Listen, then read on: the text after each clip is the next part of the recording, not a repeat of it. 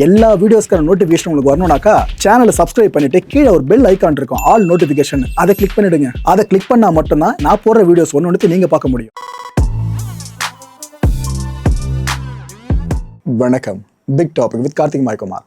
இது வரைக்கும் நீங்கள் எவ்வளோ க்ரைம் கேசஸ் பற்றி ஸ்டோரிஸ் பார்த்துருப்பீங்க, பேசியிருப்பீங்க, அதை பற்றியும் படிச்சிருப்பீங்க, கேட்டிருப்பீங்க.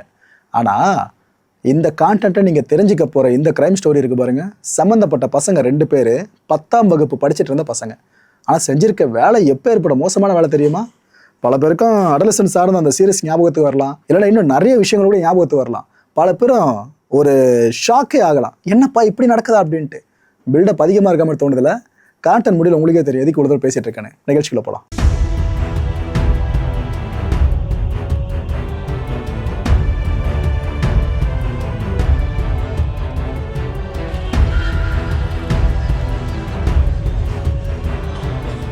தெலுங்கானா மாநிலம் நல்கொண்டால அமைஞ்சிருக்க நாகார்ஜுனா பப்ளிக் ஸ்கூல். இந்த ஸ்கூலில் பிரின்சிபல் கம் டைரக்டராக ஒர்க் பண்ணிட்டு இருந்தவங்க இவங்க தான். பேர் கல்லு ரூபா ரெட்டி. இவங்களுக்கு ராஜேந்தர் ரெட்டி அப்படின்ற ஒரு கணவரும் இருக்காப்புல. இவர் ஒரு பிஸ்னஸ் மேனுங்க. இவர் தன்னோட மகன் 20 வயசான இந்த தம்பதியோட பையன், இவங்க 2 பேரும் ஹைதராபாத்தில் வாழ்ந்துட்டு இருக்காங்க. ஸோ அந்த பையனோட அம்மா நல்கொண்டால இருக்காங்க, அந்த பையனோட அப்பாவும் பையனும் ஹைதராபாத்தில் வாழ்ந்துட்டு இருக்காங்க. இந்த அம்மா எப்பப்பெல்லாம் இந்த டேர்ம் லீவு கிடைக்குமோ, அந்த ஹாலிடேஸ் வரும் பார்த்தீங்கன்னா ஸ்கூலில், அப்போ மட்டும் ஹைதராபாத் போயிட்டு இவங்க ஃபேமிலியோடு இருப்பாங்க. மற்ற நாட்களில் ஃபுல்லாக இந்த ஸ்கூலை இவங்க தான் ரன் பண்ணிட்டு இருக்காங்க. ஓகே, இந்த ஸ்கூல்லேயே பார்த்தீங்கன்னா ஹாஸ்டல் ஒன்று இருக்குங்க. இந்த ஸ்கூல் அண்ட் ஹாஸ்டலை ஃபுல்லாக இன்ஸ்பெக்ட் பண்ணுற வேலையை ரூபா ஆரம்பிக்கிறாங்க. அந்த டைமில் 10th ஸ்டாண்டர்ட் படிச்சுட்டு இருந்த 2 பசங்க, இது தெரியுதா? 2 பசங்க முகத்தை காட்ட முடியாது, பேரை சொல்ல முடியாது, பிகாஸ் மைனர் பசங்க. ஆனால் செஞ்சிருக்க வேலை எவ்வளோ கொடுறோம் தெரியுமா? இந்த 2 பசங்களோட பேக் இருக்குல்ல, அதில் பார்த்தீங்கன்னா செல்ஃபோன்ஸ் இருந்திருக்கு, கேஷ் உள்ளே இருந்திருக்கு. எங்கேருந்து வந்துச்சு, எப்படி வந்துச்சுன்னு கேட்கும்போது அந்த பசங்கிட்ட சரியான பதில் இல்லை. இதில் சந்தேகம் அடைஞ்ச ரூபா என்ன பண்ணிட்டாங்க, சரி உங்கள் பேரண்ட்ஸ்க்கு இன்ஃபார்ம் பண்ணுறேன்னு அவங்க பேரண்ட்ஸ்க்கு சொல்லிட்டாங்க. அவங்க வீட்டில் செம மாற்று விழுந்திருக்கா. இது மட்டும் இல்லை, ரூபாவும் பயங்கரமாக திட்டியிருக்காங்க, இந்த பசங்களை வார்ன் பண்ணியிருக்காங்க. இன்னொரு வாட்டி இது இப்போலாம் பண்ணிங்கன்னா ஒட்டு மொத்தமாக வெளியே அமுச்சு விட்ருவானு. ரூபா என்ன பண்ணிட்டாங்க, இந்த பசங்க தங்கிட்டு இருந்த ஹாஸ்டல் இருக்குல்ல, அங்கே டிஸ்மிஸ் பண்ணிட்டாங்க. ஸோ நீ ஹாஸ்டலில் இனிமேல் தங்கி கிழிக்க வேணாம், நீங்கள் இனிமேல் டே ஸ்காலர் தான், டே ஸ்காலராக வந்து முடிச்சு கிளம்பி போயிட்டே இருங்க, இங்கே இருக்கவே கூடாதுன்னு அந்த மேடம் சொல்லியாச்சு. ரூபா மேடம் சொல்லியாச்சு. இந்த பசங்க செம அப்செட் ஆகிட்டு இருக்கானுங்க. அதான் இந்த காலத்தில் சின்ன பசங்க ஒரு சின்ன விஷயம்னாலே தாங்கிக்க மாட்டேதுங்களே. அப்செட் ஆன பசங்க என்ன பண்ணுறானுங்க, யூடியூப்ல தேடி இருக்கானுங்க. அதாவது எப்படி சீக்கிரமாக பணத்தை சம்பாதிக்கிறது, எப்படி சீக்கிரம் பணத்தை சம்பாதிக்கிறது தேடி இருக்காங்க. ஸோ அங்கே ஏதோ வீடியோ பார்த்துட்டாங்க போல இருக்கு. அதுக்கப்புறம் டைரெக்டாக அந்த பசங்க சாட் ஜிபிடி கிட்ட வரானுங்க. அங்கே என்ன கேட்குறானுங்க, மாட்டிக்காமல் கொலை பண்ணுறது எப்படின்னு தேடி இருக்கானுங்க. ஸோ இந்த 2 சர்ச் உங்களுக்கு தெரியுதா மக்களே? 10ஆம் கிளாஸ் படிக்கிற பசங்க எப்போ ஏற்பட சர்ச்சை முன் வச்சிருக்கானுன்னு சொல்லிட்டு. இதுக்கப்புறம் என்ன தெரியுமா பண்ணுறானுங்க, சரி ரைட்டு நாம் திருட போவோம், ஒருவேளை மாட்டிக்கிற நிலைமை வந்தால் மட்டும் கொலை பண்ணுவோம் அப்படின்ட்டு ரெடி ஆகிட்டானுங்க. 10th ஸ்டாண்டர்ட் படிக்கிற பசங்க. இதுக்காக அவங்க டார்கெட் லிஸ்ட்டில் யார் திரும்ப வச்சானுங்க, அந்த ரூபா மேடம். இவங்க வீட்டுக்குள்ளே இறங்கி நம்ம திருடுவோன்னு முடிவு பண்ணிட்டானுங்க. அந்த 2 பசங்க என்ன பண்ணுதுங்க, 5 நாட்கள் வரைக்கும் பிளான் பண்ணுறானுங்க. இந்த 5 நாட்களும் இந்த ரூபாவோட வீடு இருக்குல்ல, அங்கே வந்து நிற்கிறது, நோட்டம் விடுறது, எத்தனை பேர் வீட்டுக்குள்ளே வராங்க போகிறாங்க, இவங்க எத்தனை மணிக்கு இங்கேருந்து போகிறாங்க வராங்க, இப்படி எல்லாத்தையுமே கன்ஃபார்ம் பண்ணிட்டு இருக்கானுங்க. ஒரு கட்டத்தில் கரெக்டாக டைமை பிடிச்சிட்டானுங்க. ஓகே, இந்த மேடம் இந்த டைமில் உள்ளே வராங்க, இந்த டைமில் வெளியே போகிறாங்க. அது வரைக்கும் இந்த மேடம் கூட யாருமே இல்லை, யாரும் இருக்கிறதில்ல. ரிலேட்டிவ்ஸும் ரொம்ப ரேர் வர்றது, புருஷனும் கூட இல்லை, பையனும் கூட இல்லை. ஸோ இந்த மாதிரி தனியாக தான் இருக்காங்கன்னு அவனுங்க தெரிஞ்சுக்கிட்டானுங்க. அவங்களுக்கு வசதி ஆகிடுச்சா. இதுக்கப்புறம் என்ன பண்ணுறானுங்க, ஸ்கூலுக்கு மட்டம் போட்டானுங்க. மட்டம் போட்டு கடைக்கு போய் பொருட்களை வாங்க ஆரம்பிச்சிருக்கானுங்க. வாங்கின பொருள் என்ன தெரியுமா, கத்தி. இந்த கத்தி கூடவே சேர்த்து சர்ஜிக்கல் க்ளவுஸ் இருக்குல்ல, இந்த க்ளவுஸை வாங்கிட்டானுங்க. அப்புறம் இந்த மங்கி கேப் இருக்குல்ல, இதை வாங்கிட்டானுங்க. இது கூடவே ரெட் கலரில் ஹுடி, இதையும் வாங்கிட்டானுங்க.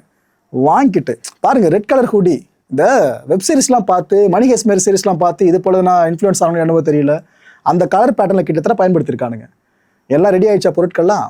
கடந்த 11ஆம் தேதி மதியான வாக்கில் ரூபா அவர்கள் ஸ்கூலில் இருந்த டைமு, அந்த டைமில் இந்த பசங்க ஸ்கூலை மட்டம் போட்டு ரூபா அவர்கள் வீட்டுக்கு வந்துட்டுருக்கானுங்க. வீட்டுக்கு வந்துட்டு ஒருத்தன் அந்த வீட்டுக்கு கொஞ்சம் வெளிப்புறமாக இருக்க வாட்டர் டேங்க் ஒன்று இருக்குது, அங்கே நிற்கிறான் காவலுக்கு. அந்த இன்னொரு பையன் உள்ளே அந்த வீட்டுக்குள்ளே நுழைஞ்சிட்டான். அந்த வீட்டுக்குள்ளே நுழைஞ்ச பையன் சொன்ன பார்த்தீங்களா, அவன் பெட்ரூமை தேடி கண்டுபிடிச்சிட்டான். பெட்ரூம்குள்ளே போயிட்டு 2.5 லட்சம் ரூபாய் கேஷுங்க அங்கேருந்து எடுத்துட்டான். இதே டைமில் ரூபா இருக்காங்களே, அவங்க ஸ்கூலை முடிச்சுட்டு வீட்டுக்கு வந்துட்டாங்க. ஓகேவா, வீட்டுக்குள்ளே வந்துட்டாங்க, பெட்ரூம்குள்ளேயே போயிட்டாங்க, ஃப்ரெஷ்அப் ஆகிட்டாங்க. அவங்க ஃப்ரெஷ்அப் ஆக பாத்ரூமில் போனாங்களே, அந்த டைமில் அந்த பையன் கிச்சனுக்குள்ளே ஒழிஞ்சிக்கிட்டு இருக்கான். ஐயோ வந்துட்டாங்களே அப்படின்ட்டு. இந்த அம்மா குளிச்சு முடிச்சுட்டு வெளியே வந்து ஃப்ரெஷ்அப் ஆகிட்டு ஃபோன் பேச ஆரம்பிச்சிட்டாங்க. அவங்களோட ஆன்ட்டி ஒருத்தவங்கிட்ட அவங்க ரொம்ப நேரம் ஃபோனில் பேசிட்டே இருந்திருக்காங்க. அந்த பையனும் வெயிட் பண்ணி பார்த்துருந்துருக்கான். இவங்க ஃபோனை வச்சுட்டு அங்கேருந்து நகர்ற மாதிரி தெரியல. இப்போ தான் ரூம் விட்டு வெளியே வந்தாவணுமே ஒரு இடத்துல என்ன பண்ணியிருக்கான், எஸ்கேப் ஆக ட்ரை பண்ணியிருக்கான். அப்போ இந்த ரூபா பார்த்துட்டு இருக்காங்க. கரெக்டாக அந்த பையன் எஸ்கேப் ஆக ட்ரை பண்ணும்போது தவறி விழுந்துட்டு இருக்கான். அந்த மாஸ்க் சொன்னல அதுவும் கீழே விழுந்துருச்சு. முகத்தை அந்த அம்மா பார்த்துட்டாங்க. பார்த்ததுமே பாபு அப்படின்னு தான் கூப்பிட்டுருக்காங்க. ஃபோன் காலில் இருக்காங்க, ஓகேவா, அங்கே இன்னொருத்தவங்க கூட பேசிகிட்டு இருக்காங்க. இன்னும் அந்த கேப்பில் இது நடக்குது. இவங்க அந்த பையனை பாபுன்னு கூப்பிட்டாங்களே, இது இன்னொரு பக்கம் அந்த காலில் கனெக்ட் ஆனவங்க இவங்களோட ஆன்ட்டி அவங்களுக்கு தெளிவாக கேட்டிருக்கு. இந்த கேஸில் முக்கியமான வார்த்தை இதான் மக்களே. இந்த பாபுன்ற ஒரே ஒரு வார்த்தை இதை மைண்டில் வச்சுக்கோங்க. அவங்க பாபுன்னு கூப்பிட்டாங்களா, ஆக்சுவலாக நம்ம ஊர்லாம் ஏ பையா அப்படின்றோம், அது போல் அவங்க ஊரில் பாபுன்னு கூடுவாங்க. சின்ன பசங்களை கூப்பிட்றதுல யூஸ் பண்ணுற வார்த்தை அது. அந்த பையன் பயத்தில் என்ன பண்ணிட்டான், ஐயோ பார்த்துட்டாங்களே வெளியே போய் சொல்கிறாங்கன்னு சொல்லிட்டு கத்தியை வாங்கிட்டு போனா பாருங்க கடையில், அதை வச்சு குத்த ஆரம்பிச்சிட்டு இருக்கான் ரூபா அவர்களை. 27 முறை குத்திருக்காங்க ரூபாவை. ரூபாவோட ஷோல்டர்ஸு, ஹேண்ட்ஸு, லெக்ஸு, செஸ்ட்டு, ஸ்டொமக்குன்னு இத்தனை பகுதிகளை சரமாரியாக குத்தி வச்சுருக்கான். 10ஆம் கிளாஸ் படிச்சுட்டு இருக்க ஒரு பையன். அந்த அம்மா வழியில் துடிச்சிட்டு இருக்க அதே நேரம் கொஞ்சம் கூட இறக்கமே காட்டலைங்க. அங்கே அவன் எடுத்த பணம் இருக்குல்ல, அது எல்லாத்தையும் அவனோட அண்டர்வேரில் வச்சு ஃபுல்லாக உள்ளே ஸ்டஃப் பண்ணிட்டு அதுக்கப்புறம் அங்கேருந்து எஸ்கேப் ஆகுறான். போகும்போது சும்மா போல அவங்களோட ஐஃபோன் ஒன்று இருந்துச்சாங்க, அதையும் சேர்த்து எடுத்துக்கிட்டான். ரூபாவோட ஐஃபோனு இதையும் எடுத்துகிட்டு வந்து கிளம்பியிருக்கான். ஒரு பக்கம் கேஷ் எடுத்துட்டான், ஒரு பக்கம் அந்த அம்மாவோட ஐஃபோனு அதையும் திருட்டான். இதுக்கப்புறம் அவன் போயிட்டானா, இந்த அம்மா ரத்த வெள்ளத்தில் அங்கே ஃப்ளோரில் கிடந்திருக்காங்க. அப்படி கடந்த 12ஆம் தேதி ஏர்லி மார்னிங்கு, அதான் 11 மதியானத்துக்கு மேலே இந்த சம்பவம் நடக்குது. சாயங்காலம் நைட் அப்படியே ஆகுது. அடுத்த நாள் 12ஆம் தேதி காலையில் என்ன ஆகுது, இந்த அம்மாவோட பையன் அப்பத்துலேருந்து ட்ரை பண்ணிட்டு இருந்திருக்காரு. தினமும் ஃபோனில் பேசுவாங்களா அம்மா கிட்ட, ட்ரை பண்ணிட்டு இருந்திருக்காரு. அந்த அம்மா ஃபோன் எடுக்கல. ஒரு இடத்துல ஃபோன் ஸ்விட்ச் ஆஃப், ஃபோன் எடுத்து ஸ்விட்ச் ஆஃப் ஆகிருக்கும். அதான் பசங்க எடுத்துகிட்டு போயிட்டானுங்களே ஸ்விட்ச் ஆஃப்.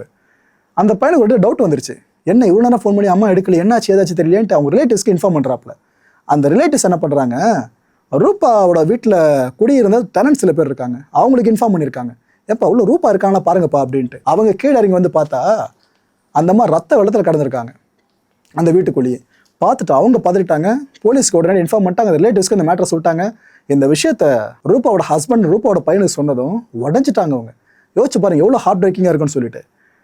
இவங்கெல்லாம் உடஞ்சி போகிற பக்கம் அழுதுட்டு இருக்காங்க. இன்னொரு பக்கம் போலீஸார் இந்த ஸ்பாட்டுக்கு வந்துட்டாங்க. வந்தவங்க அந்த பாடியை கைப்பற்றி அடுத்தடுத்த ஃபார்மாலிட்டிஸ்க்காக எல்லா விஷயத்தையும் ஆரம்பிச்சிட்டாங்க. ஒரு 5 சிறப்பு தனிப்படைகளை அமைக்கிறாங்க. 2 10ஆம் கிளாஸ் பசங்க தான் இது வரைக்கும் இந்த கேஸில் இவ்வளோ விஷயம் பார்த்துருக்கானுங்க. ஆனால் இது வரைக்கும் போலீஸ்க்கு தெரியாது சின்ன பசங்க சம்மந்தப்பட்ட விஷயம்னு. 5 தனிப்படை ஏதோ ஒரு கொடூர ஒரு சைக்கோ ஏதோ கொலை பண்ணி போட்டிருக்கான் போல இருக்குன்ற மாதிரி ரேஞ்சில் தான் போலீஸ்காரங்க நினச்சிருக்காங்க. இந்த உள்ளூரில் ரவுடித்தனம் பண்ணிட்டு இருப்பானுங்களே, அவனுங்க லிஸ்ட்டெல்லாம் எடுத்து ஒவ்வொருத்தரையும் விசாரிக்க ஆரம்பிக்கிறாங்க. நீ பண்ணியிருப்பியா அப்படின்ட்டு. அங்கேருந்து சிசிடிவி ஃபுட்டேஜஸ் இருக்குல்ல, அது எல்லாத்தையும் எடுத்து அவங்க கேதர் பண்ணி பார்க்குறாங்க. ஒரு 100 மீட்டர்ஸ் டிஸ்டன்ஸில் ஒரு காட்சி தென்பட்டுருக்குங்க. ரெட் கலரில் ஹூட்டி போட்டுக்கிட்டு மாஸ்கோட ஒருத்தன் போகிற மாதிரி. ஆனால் டிஸ்டன்ஸ் அதிகமாக இருக்கவே போலீஸ்க்கு அப்பயும் தெரியல சின்ன பசங்க அப்படின்ட்டு. சரி ரவுடி பசங்க ஏதோ கொள்ளை அடிக்கிறது போல கொலையம் பண்ணியிருக்கானுன்ற மாதிரி அந்த கண்ணோட்டத்திலே பார்த்துட்டு இருந்திருக்காங்க. ஸோ அதெல்லாம் சரியாக காட்சி தென்படலையா. இந்த மோப்ப நாய்கள் இருக்குல்ல, அது அந்த ஸ்பாட்டுக்கு வர வைக்கப்படுது. இன்னொரு பக்கம் ஃபாரன்சிக் எவிடன்ஸை கலெக்ட் பண்ணுறாங்க, ஃபிங்கர் பிரிண்ட்ஸ் எடுக்கிறாங்க, டெக்னிக்கல் டேட்டான்னு எல்லா ப்ராசஸையும் பண்ணுறாங்க. ஆனால் கடைசி வரைக்கும் க்ளூ கிடைக்கல. கிட்டத்தட்ட 80 பேருக்கு மேலே விசாரிச்சாங்க மக்களே, ஆனால் க்ளூ கிடைக்கவே இல்லை.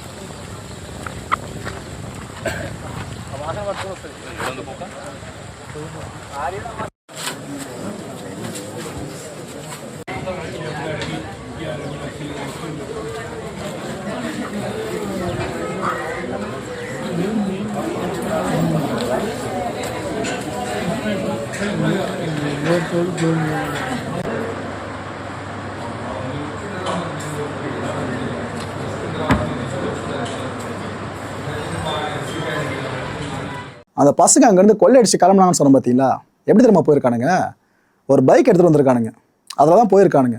கொஞ்சம் தூரம் போன பிற்பாடு வெள்ளை நேரத்தில் ஒரு சட்டையை எடுத்து மாற்றிட்டு இருக்கானுங்க. ட்ரெஸ் சேஞ்ச் பண்ணிட்டு போயிருக்கானுங்க பாருங்க. இதெல்லாம் எங்கேருந்து இன்புட்டாக எடுக்கிறானு எங்கேருந்து பச்சானு தெரில. இதெல்லாம் பண்ணிவிட்டு அந்த ரொக்க பணம் எடுத்துகிட்டு வந்தான்னு சொன்னோம் பார்த்தீங்களா, அதில் சில கரன்சி நோட்டில் பார்த்தீங்கன்னா 500 நோட்டில் பார்த்தீங்கன்னா ரத்த கரை படிஞ்சிருக்குங்க. இதை ஒருத்தனுக்கு செலவு பண்ண மனசு வருமா? அந்த அம்மா குத்தி போட்டு வந்தானுங்களே, அப்போ குத்தும் போது செதன ரத்தம் இருக்கு பாருங்க, அது பட்ட கரன்சி அது.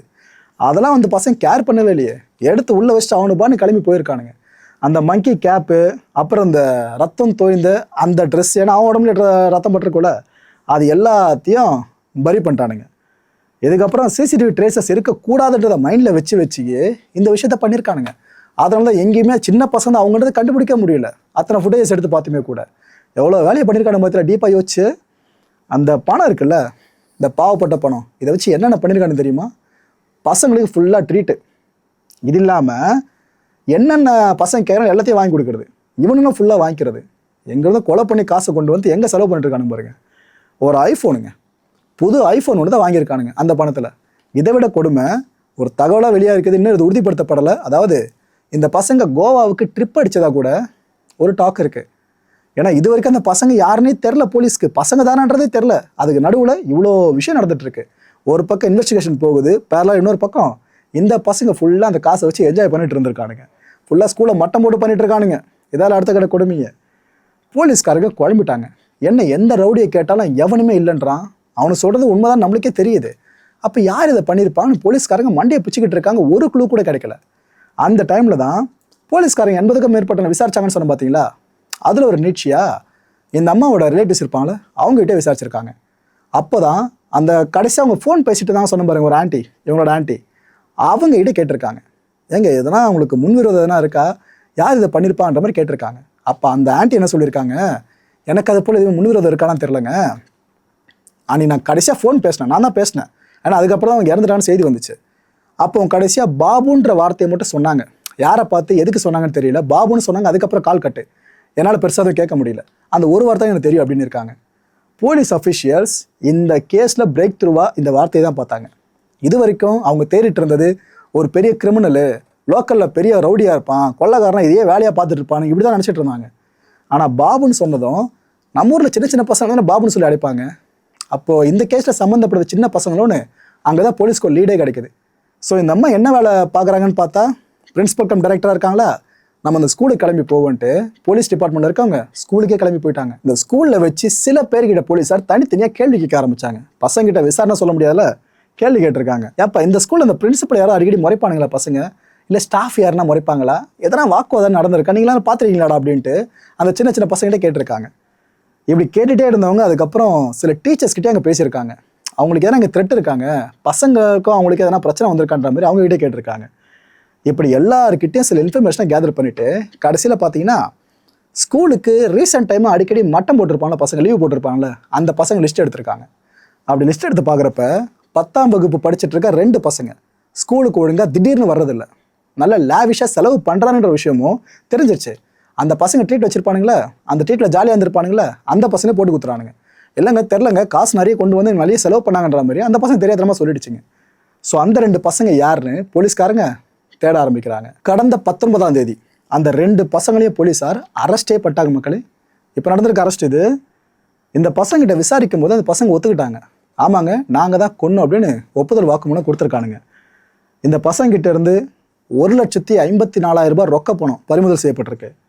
கரன்சி நோட்ஸு, அதுவும் 2 500 ரூபா நோட்ஸில் பார்த்தீங்கன்னா ரத்தக்கரை படிஞ்சிருக்கு, அந்த நோட்டும் சேர்த்து பறிமுதல் பண்ணியிருக்காங்க. கொடுமையில் அந்த அம்மா பயன்படுத்தின ஐஃபோன் இருக்குல்ல, இந்த பசங்க திருட்டு போனாங்க பாருங்க, அந்த ஃபோனும் பறிமுதல், இந்த பசங்க பயன்படுத்தின செல்ஃபோன்ஸு, இப்படி எல்லாத்தையும் பறிமுதல் பண்ணி இங்கே பாருங்க மியூசியமில் வைக்கிற மாதிரி வச்சுருக்காங்க கிட்டத்தட்ட போலீஸ்காரங்க. இது எல்லாம் பண்ணது யார்? 10ஆம் கிளாஸ் படிச்சுட்டு இருக்க 2 சின்ன பொடி பசங்க, அந்த பசங்க பார்த்து விட்ருக்க வேலை. அந்த பசங்களோட செல்ஃபோன்ஸ் இருக்குல்ல, இதை அனலைஸ் பண்ணி பார்க்குறப்ப இந்த ஸ்கூல் படிச்சுட்டு இருக்க மாணவிகள் இருக்காங்களே, அவங்க சம்மந்தமான சில தவறான காட்சிகள் அந்த செல்ஃபோனில் இருந்ததா அடுத்த கட்ட தகவல் வெளியாக இருக்குது. இந்த பசங்க சின்ன பசங்க கன்சிடர் பண்ணிட முடியுமா மக்களே? இந்த பண்ணியிருக்க விஷயம்லாம் பார்க்கும்போது லோவர் மிடில் கிளாஸ் ஃபேமிலியை சேர்ந்த பசங்க நாங்கள் அந்த 2 பேருமே. ஆனால் பண்ணியிருக்க வேலையை பார்த்தீங்களா, எப்பேற்பட்ட விஷயத்த பண்ணி வச்சுருக்கானுங்க. திருடிட்டு கொலை பண்ணுற வரைக்கும் பண்ணியிருக்கானுங்கன்னா இந்த பசங்க மேலே தப்பு சொல்கிறதா, இல்லை இந்த தாக்கம் அந்த பசங்களோட ஏற்படுத்தியிருக்குல்ல இந்த சொசைட்டியில் ஏதோ சில விஷயம் அது தப்பு சொல்கிறதா, இட்ஸ் அப் டு யூ. போலீஸ்காரங்க இதை பற்றி என்ன தெரியுமா சொல்கிறாங்க, ஏங்க இது வரைக்கும் நாங்கள் எங்களோட சர்வீஸில் பல கேசஸை பார்த்துருக்கோம், ஆனால் இது போல் ஒரு கோரமான கேஸை நாங்கள் பார்த்ததே இல்லைங்க. எங்களை கிட்டத்தட்ட பயங்கரமாக தலை சுத்த விட்டாங்க இந்த பசங்க. இந்த சின்ன பசங்க அப்படி பண்ணியிருப்பான்னு கடைசியில் எங்களுக்கே பெரிய சர்ப்ரைஸுங்க. அப்பேற்பட்ட கேஸ் எங்கள் வாழ்க்கையில் மறக்க முடியாத கேஸ்னு இந்த கேஸை இன்வெஸ்டிகேட் பண்ண ஒவ்வொரு போலீஸ் ஆஃபீஸர்ஸும் அப்படி பேசியிருக்காங்க. அண்ட் இதில் குறிப்பிட்டு சொல்லணும்னா நல்கொண்டா எஸ்பியான ஷரத் சந்திர பவார் இவர் என்ன சொல்கிறாரு, ரிவெஞ்ச் எடுக்கணும், சோஷியல் மீடியாவில் ஃபேம் ஆகணுனாக்கா அதுக்கு நல்ல குவாலிட்டியாக வீடியோ எடுக்கிற மாதிரி ஃபோன் தேவைப்படும், அதுக்காக ஃபோன் வாங்கணும், அப்புறம் சீக்கிரமாக பணம் சம்பாதிக்கணும். இந்த 3 மோட்டிவை வச்சு தான் அந்த ரூபா அவர்களே இவனுங்க கொண்டு இருக்காங்கன்னு எஸ்பி சொல்லியிருக்காரு. இந்த காட்சியில் பார்க்குறப்ப நமக்கு எப்படி இருக்கு, அந்த அம்மா கிட்டேருந்து பறிச்சுட்டு போன பணம், அந்த அம்மாவை குத்தி சாகடிச்சானுங்க பாருங்க, அதுக்கு பயன்படுத்தின கத்தி, அந்த வீட்டில் எந்த ஃபிங்கர் பிரிண்ட்ஸாக விழுந்துடக்கூடாதுன்றதுக்காக அந்த பசங்க போட்டிருந்த க்ளவுஸு, இதெல்லாம் பார்க்குற நமக்கே ஒரு மாதிரி இருக்கு. அந்த அம்மாவை இழந்திருக்க அந்த பையன் இருக்கார்ல, 20 வயசு பையன், அவருக்கு மனசு எவ்வளோ பாடுபடும். தன்னோட மனைவி இழந்திருக்காருல அந்த கணவர், இதுக்கப்புறம் பிஸ்னஸில் அவர் ஃபோக்கஸாக பண்ண முடியும், வாழ்க்கையை இணைஞ்சு பண்ண முடியாது உட்காருவாங்க, அவங்க மனசு எவ்வளோ கஷ்டப்படும். கொடுமை மக்கள் இதெல்லாம். இந்த கான்டென்ட் பொறுத்தவரைக்கும் நாமெல்லாம் சிந்திக்கிறது ஒரே ஒரு விஷயம் தான், சமூக வலைதளத்தோட தாக்கம் தான் இந்த பசங்களோட மனசில் நெகட்டிவான பல இம்பாக்ட்ஸ் ஏற்பட காரணமாக இருக்கலாம்னு நான் மனப்பூர்வமாக நம்புகிறேன். ஏன்னா இதுக்கு முன்னாடி குற்றங்கள் நடந்திருக்கு, பட் இப்போ நடக்கிற குற்றங்களோட அந்த ஏஜ் கேட்டகரி பார்த்தீங்களா, குட்டி குட்டி பசங்க அதிகமாக இருக்கானுங்க. சோஷியல் மீடியா சார்ந்து அதிகமான மோகம் கொண்ட பசங்களும் குட்டி குட்டி பசங்க தான். அப்படி இருக்கிறப்ப சமூக வலைதள தாக்கம் அந்த சின்ன பசங்க மனசில் ஒரு பெரிய தாக்கத்தை ஏற்படுத்தலை அப்படின்ட்டு யாரால சொல்ல முடியும்? கண்டிப்பாக ஏற்படுத்துது. இந்த ஃபீல்டில் இருக்க நாங்களே சொல்கிற மக்களே, சின்ன பசங்க மனசில் இந்த சோஷியல் மீடியா நெகட்டிவான தாக்கங்கள் நிறைய ஏற்படுத்திக்கிட்டு இருக்கு. பெஞ்சு மனசில் நஞ்சு விதைஞ்சிருக்குல்ல, அது ஆட்டோமேட்டிக்காக விதைஞ்சதில்ல, சமூகத்தில் ஃபுல்லாக நம்ம டிஜிட்டல் மயம் ஆக்கியிருக்கோம்ல, சோஷியல் மீடியா சார்ந்து எல்லா விதமான கான்டென்ட்ஸே போடல, எல்லா விதமான கிரிமினல் விஷயங்களுக்கும் பதில் கிடைக்கின்ற நல்லா இருக்குல்ல, அப்படி இருந்தால் இப்படி தான் போய் நிற்கும் எல்லாமே. நான் சோஷியல் மீடியா மட்டும் ப்ளேம் பண்ணுறேன்னு நினைக்காதீங்க, 90% இதான் ரீசன். இதுக்கு அடுத்து 10% வேணால் நீங்கள் மற்ற ரீசன்ஸை கை காட்டலாம். பல நாடுகளில் 16 வயதுக்கு உட்பட்டவங்க சோஷியல் மீடியா பயன்படுத்த தடை விதிக்கப்பட்டு இருக்கு. இந்தியாவில் இது போல் தடையே வந்தாலும், வருமானு தெரியல, அப்படியே வந்தாலும் பசங்க அதையும் தாண்டி பயன்படுத்த தான் செய்வாங்க. அப்பா ஃபோனு அம்மா ஃபோனு வாங்கிட்டு இதுக்கு எப்போ ஒரு வீடியோ காலம் கிடைக்க போதும். அடுத்த நிகழ்ச்சியை சந்திக்கலாம். நன்றி, வணக்கம்.